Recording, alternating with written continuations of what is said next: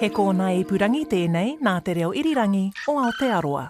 Hungry, hungry, I'm so hungry. I enjoy generally playing around with my diet. I'm always interested in things that reckon they're going to give me more energy or make me feel clearer. I had to decide whether I was feeling hunger pangs or was I thirsty or was missing eating because I just do it because I get bored. I'm hungry. You're hungry. I'm hungry. No, I'm hungry. I'm hungrier than you. Welcome to Healthy or Hoax, where we find out if current health fads are really as good as they claim to be.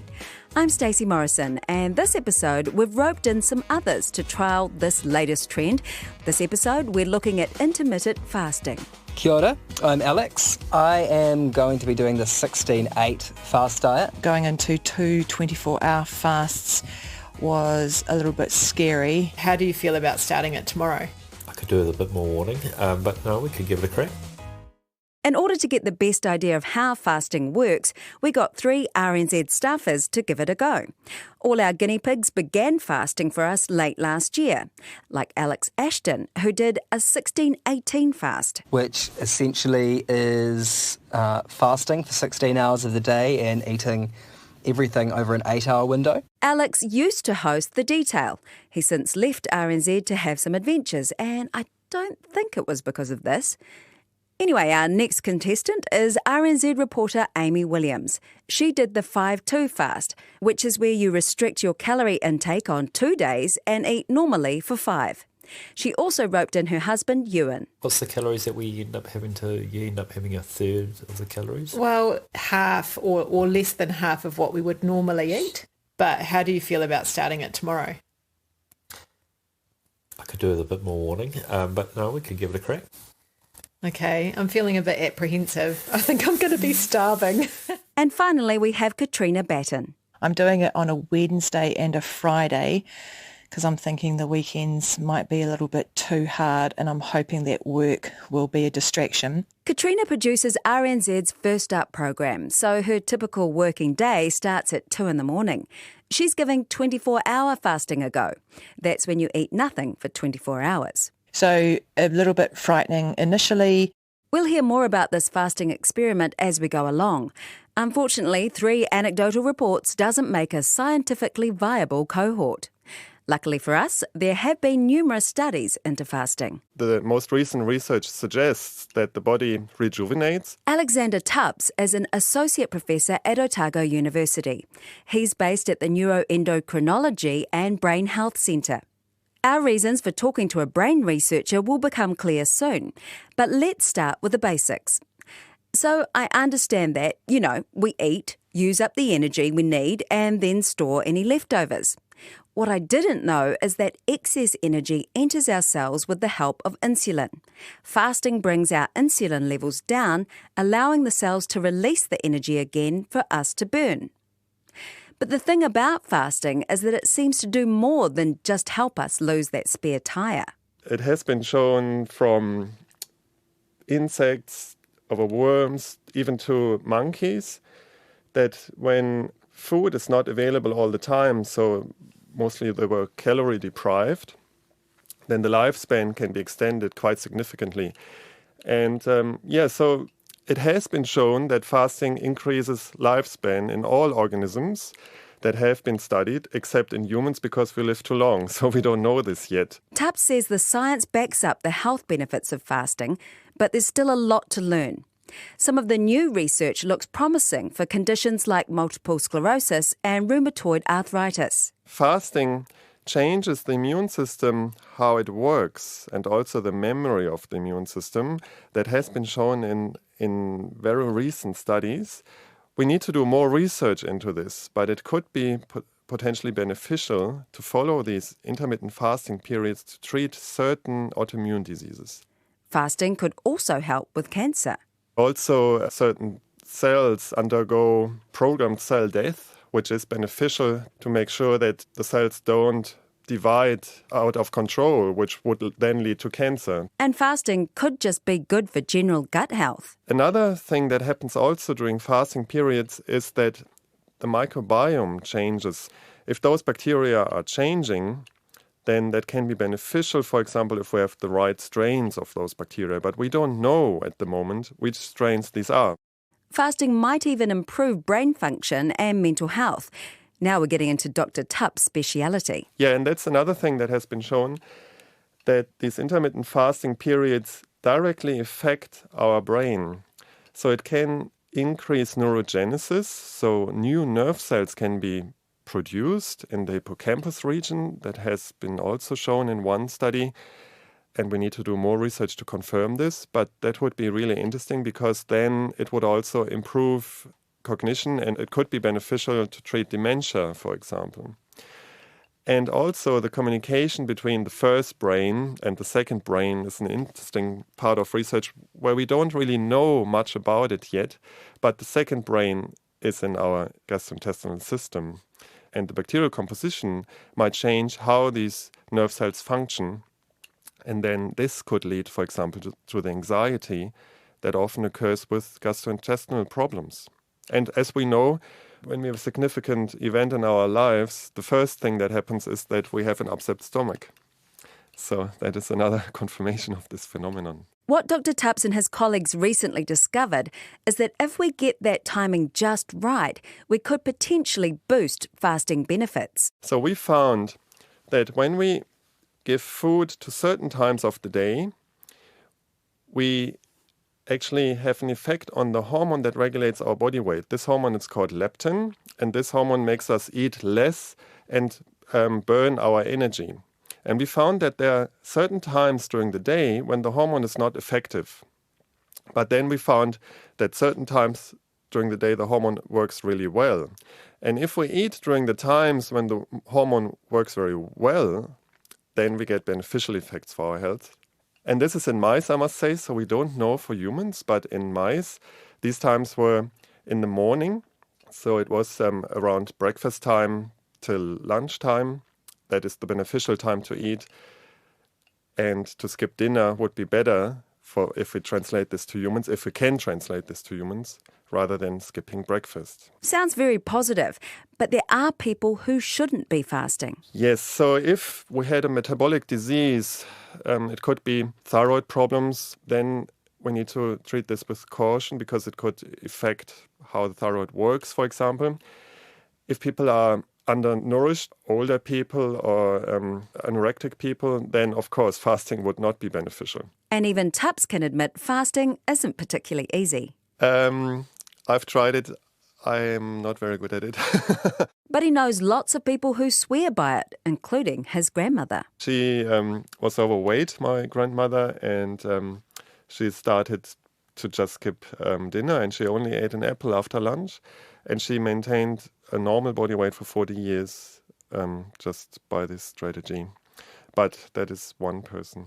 That is just one person, but Professor Rachael Taylor, director of the Edgar Diabetes and Obesity Research Centre at Otago University, has been involved in a study with many more people. So we were interested in looking at some different ways of sort of assisting people who were overweight to lose weight. And so what we were testing is actually different sort of monitoring strategies. We'll find out how that study went soon and what it can tell us about fasting. But first, let's check in with our fasting guinea pigs and see how they went. So it's the end of day 2, and I was very confident when I recorded a diary this morning. But today was harder than yesterday. This is Alex Ashton's 18/6 fasting diary. Although Dr. Tups' findings suggest skipping dinner might be best, it's most common for fasters on this diet to skip breakfast, and that's what Alex is doing. He doesn't eat at all between 8 p.m. at night and midday the next day. So yeah, I was a bit hungry today and a bit grumpy. It's Sunday evening, so it's the end of the first weekend of the 16/8. All good except on Saturday morning at yoga. I was pretty lightheaded and I really felt like I needed to eat something. It's Sunday morning, end of week 2, and I'm just checking in quickly to say that I'm very hungry this morning. Reason being is that I missed my window last night, so I thought this might have been a problem on weekends. I was also thinking that I feel like overall I might be eating more. My dinners are fairly significant. Sunday night, end of week 3, Had a little bit of a slip up last night because I was just hanging out with some friends, and then I was snacking and drinking a little bit past my window, probably till about 10 o'clock. But then today I just pushed back my start time, so I tried to make up for it, but I'm not sure if that's how it works. So it's Saturday morning, end of week 4. It's been really good. I haven't been diarying that much because it's just day-to-day been really all good. And the other thing is that I'm starting to feel physically good as well. Like I'm noticing some differences and some bits that I was keen to have some change in, which is good. Yeah. So it's actually Monday morning of week 5. So my fasting experiment is technically over, but I'm still doing it. I plan on just keeping going with it, to be honest. It's really working for me. Fasting week 1. First day really hard. I'm doing it on a Wednesday and a Friday because I'm thinking the weekends might be a little bit too hard, and I'm hoping that work will be a distraction. Remember Katrina Batten's doing the 24-hour fast. Just had lots of cups of tea, and yeah, if you keep yourself distracted, I've been going okay. I think that I'm eating at the moment because I'm bored. Yeah, I'm actually looking forward to this next lot of fasting. We'll see how I go. It's 12 hours into the second week, day 1 of the 24-hour fast, and the stomach is rumbling. It's 2 o'clock on day 2 of the fast for the second week, and I'm feeling hungry. I don't know whether it's got cold in Auckland particularly today, but I have been feeling cold all day, and I think I also had that happen on Wednesday when I fasted. I was just a little bit colder, and I wonder if that's having to rely on my own energy sources for the day. Morning, so it is 22/9 on the 3rd week of the 24-hour fast, and I'm hungry. Ugh. Hunger's really boring. But I'm enjoying the fast, I'm enjoying the process, but the hunger is annoying.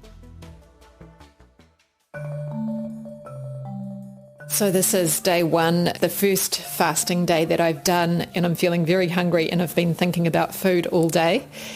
Amy Williams is on the 5-2 fast and has brought her husband Ewan along for the ride. I've already had a bit of a lie down this afternoon because I was feeling quite tired and hungry.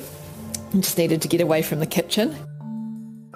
So yesterday was the first day of my intermittent fasting. This morning I woke up with a headache. I felt quite hungry. I haven't woken up with a headache in a long time, and it certainly wasn't a hangover. There was no allowance for alcohol in the 500 to 600 calorie day. We're at the pub. It's Sunday night and it's my birthday, and it's definitely a feast day, not a famine day. I just got my dinner. We've both been quite hungry today. Hey, Ewan? Starving. Low blood sugar over there.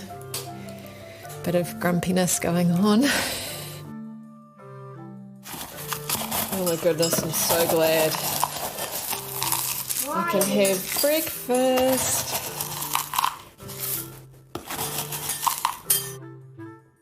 Being on this diet seems to focus my mind on food, especially the fasting days, on what I can't have.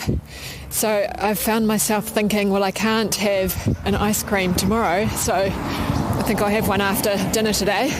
That's just the way it works. If you can't have something, it's all you think about.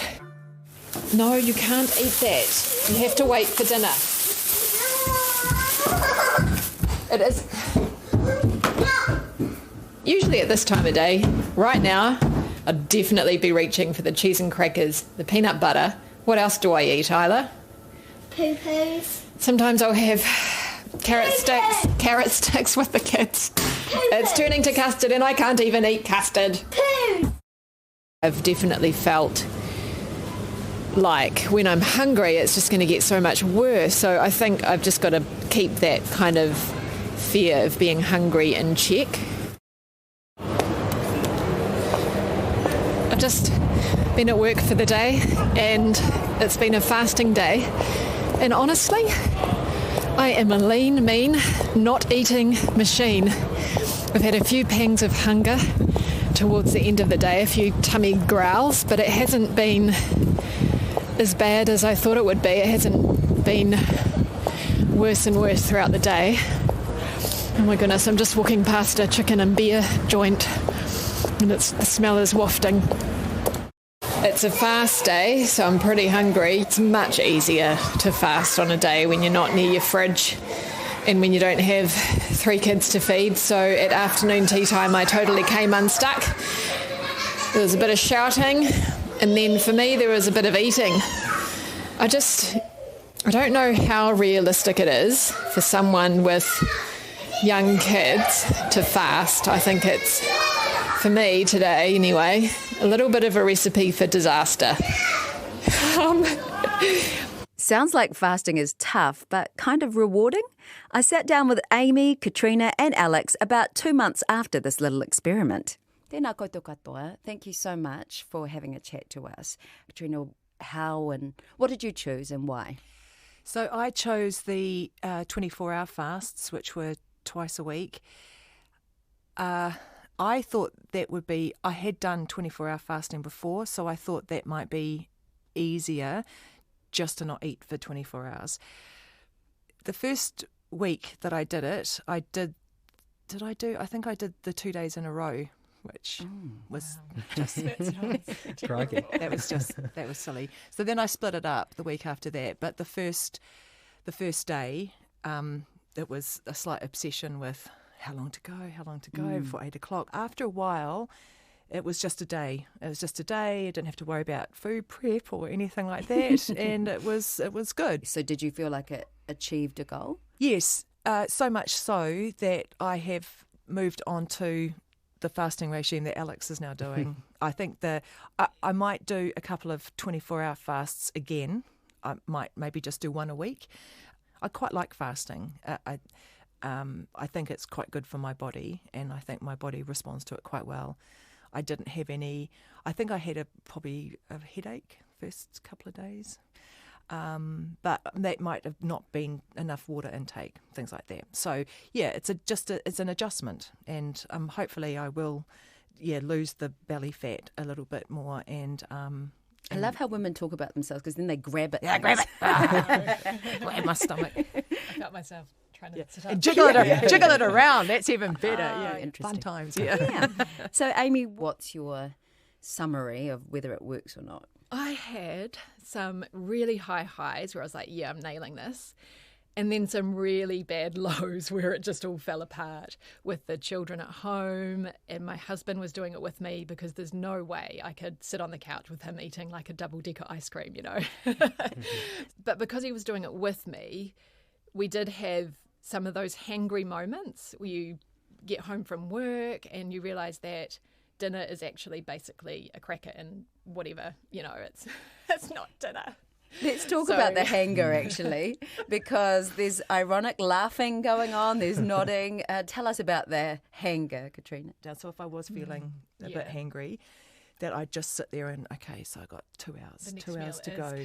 It's coming. Yeah. And it's just 24 hours. It was a lot of mind talk. And so talking about mind talk, how would you say it impacts self-image in terms of knowing that you can't eat, thinking about not eating? Do you think it could be challenging to some people in terms of psychologically? It does make you think when you can't eat how much you revolve around eating and how much kind of socialising and your mood and your day is kind of punctuated by your meals and your snacks. I had quite an extreme reaction to being hungry the first time round. I kind of felt quite anxious about where my next meal was coming from, even though, it's all written down, what's happening. But yeah, it was quite an interesting hurdle. And I do snack a lot. So it also showed me that actually I am eating a lot of the time. And I think a lot of that does come from society and marketing, and we're told to eat. And I think it's kind of almost something that I've soaked up anyway. And as a mother of girls, would you recommend it? What I want to model to my kids, and I've got 2 boys and a girl in the middle, is that eating is it's okay to eat, but it's also okay to be hungry. And often they'll come to me before dinner and I will have given them carrot sticks and cucumber and stuff like that and say they're hungry. And I say, well, it's okay to be hungry. But at the same time, I wasn't feeling like it was okay to be hungry. So, yeah, it's I certainly wouldn't want to model any kind of food restriction to them. So is it perhaps that we eat when we don't need to, do you think, Katrina? Absolutely.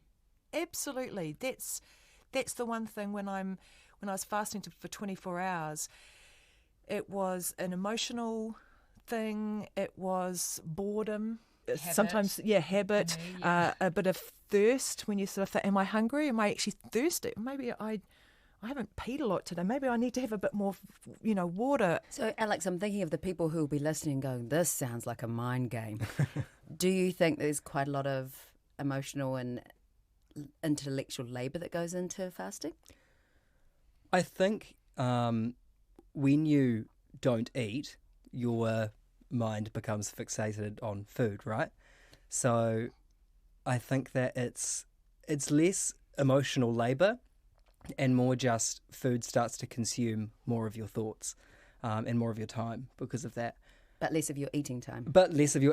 Like for me, for example, I wasn't doing breakfast, so the actual time usage was a lot less. But yeah, you do start looking, and because I'm still fasting now, but you start looking at 11 and 11:30 and you're thinking, oh, crikey, come on, like TikTok. The actual stress of being on a fast with my one, again, didn't feel it that bad. But I would say also that I'm in a pretty easy position to do something like this. I don't have any kids. I work Monday to Friday, standard hours. So if anyone's going to be able to jump on this type of fast, it would be somebody in my position. In terms of the mindfulness, like you're saying, when you do have kids, it's so easy to finish something on their plate and not even recognise you put it in your mouth. Yeah. So in terms of the mind game, what would your, advice be, Katrina? I would think if you want to do a fast, try the different fasts. See which one suits your lifestyle. And then it's a case of talking yourself, because all of us had mind issues. Your mind starts playing weird games on you. Yeah, it's sorting out your head and making sure that your brain is with your body. Which is just a challenge of life in general. So could I get you to round up how you would describe your results in terms of how happy you are with what you were aiming for and the result that you achieved? Overall, happy, enjoy it, am still doing it, although a much looser version than what I started with. Results, good. I dropped a little bit of weight, not a hugely noticeable amount. And I also just like the feeling of in the morning just getting onto it. So, yeah, I think overall more energy, got used to the hunger, but just an adjustment like everything, yeah. And a little bit of weight loss, but not too much. For me, it was too hard, and I lasted 3 weeks, and then that was it.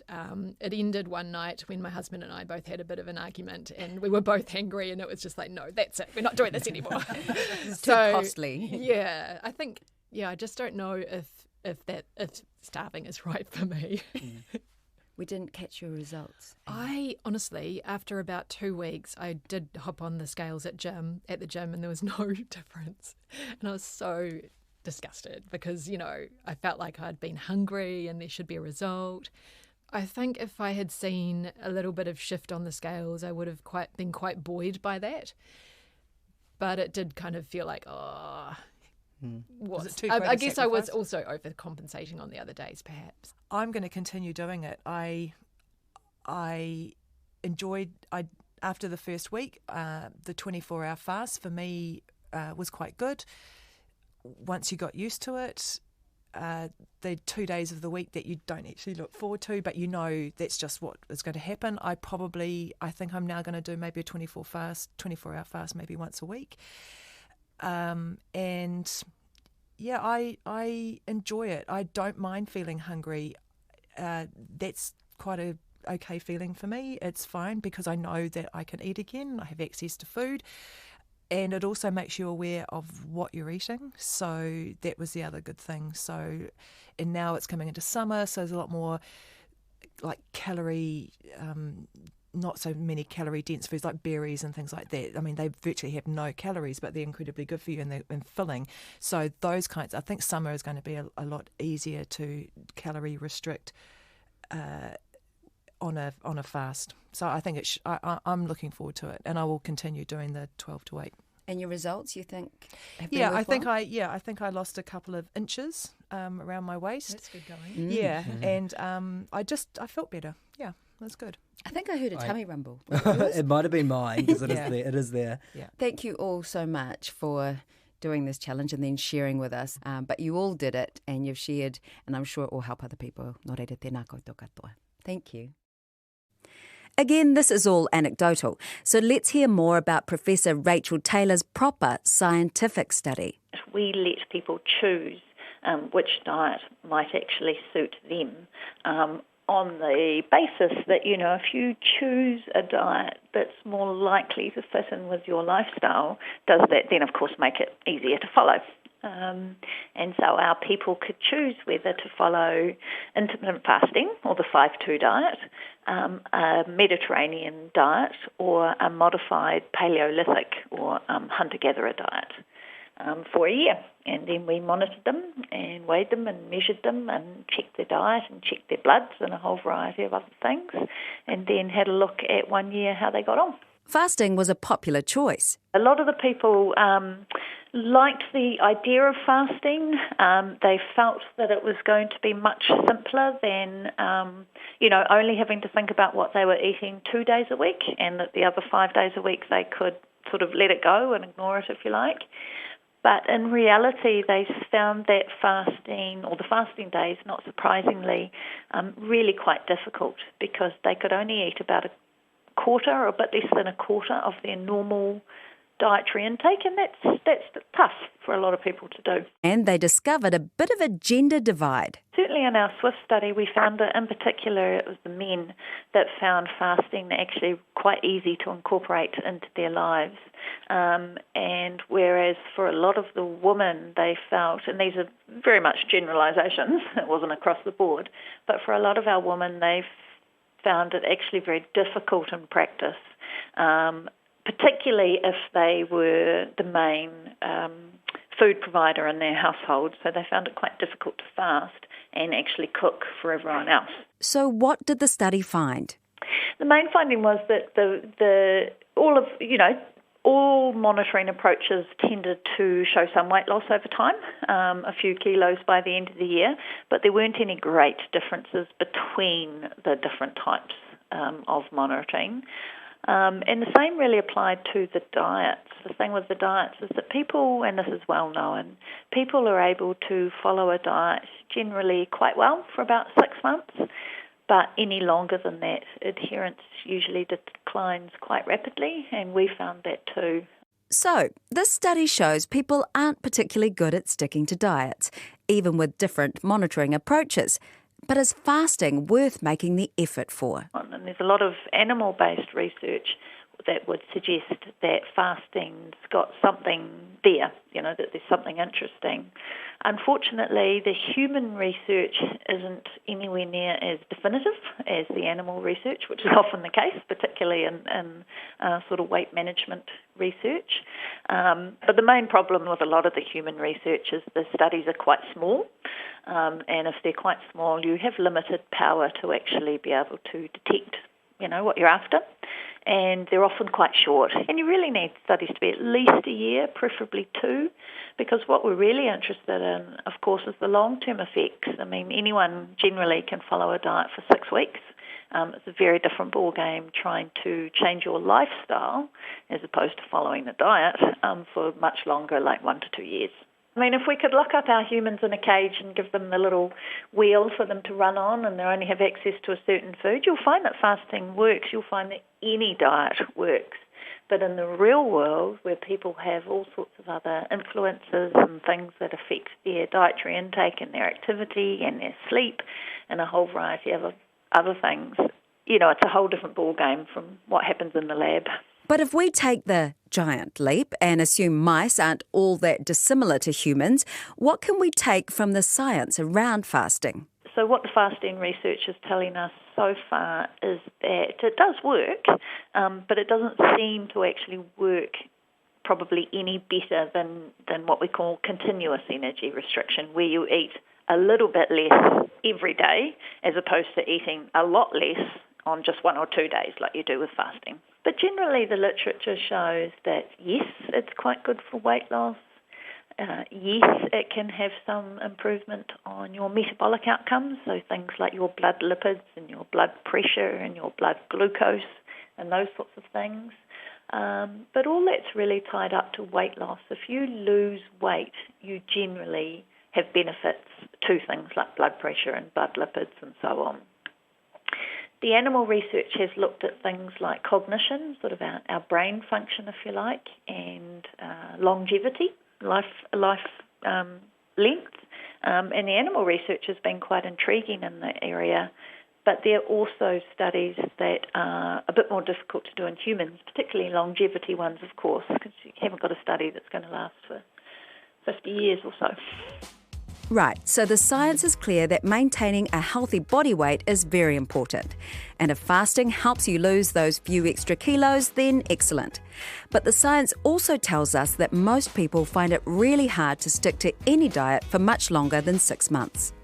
In terms of fasting helping with particular conditions like rheumatoid arthritis, cancer and dementia, science is showing some really great benefits in mice. But all the studies we read concluded with variations on the theme of future studies are needed. So fasting gets a Healthy or Hoax star rating of 4. We need more human trials over longer timeframes to hit that perfect 5. And the key message from Professor Taylor is that we shouldn't be thinking of diets. We should be thinking of life and how we live our lives and eating healthily and remembering that food offers so much more than just energy and sustenance. It's also got a huge social role to play and all sorts of other things. Despite the multi-billion-dollar diet industry and every diet book cover that you'll ever read, there's no particular diet that's ever proven to be the best diet in the world, ever. The best diet is whatever works for each individual. So for me, it might be fasting. It's not. I only last until morning tea time. It's not for me. But it could be for you if you find that it can work into your lifestyle, that it's simple enough that it really does reduce your energy intake, then it's for you. So I wouldn't dissuade people from trying fasting, but like any diet per se, and I put those in speech marks, it's not necessarily going to be for you. You have to give it a go and see. Thanks for listening to this episode of Healthy or Hoax, hosted by me, Stacey Morrison. We'd also really like to thank Alexander Tups and Rachael Taylor for sharing their expertise with us, and of course Alex, Amy and Katrina. What champs for taking on our fasting challenge. And don't forget Ewan. Healthy or Hoax is available on the RNZ website, rnz.co.nz, and wherever you find your podcasts. Apple Podcasts, Google Podcasts, Spotify and iHeartRadio. This episode was produced by Liz Garton with help from Kate Pereira Garcia. The audio engineer was Adrian Holley and Tim Watkin is the executive producer. Listen out for the next episode on Shakti Mats. Ngā manaki tanga kia koutou.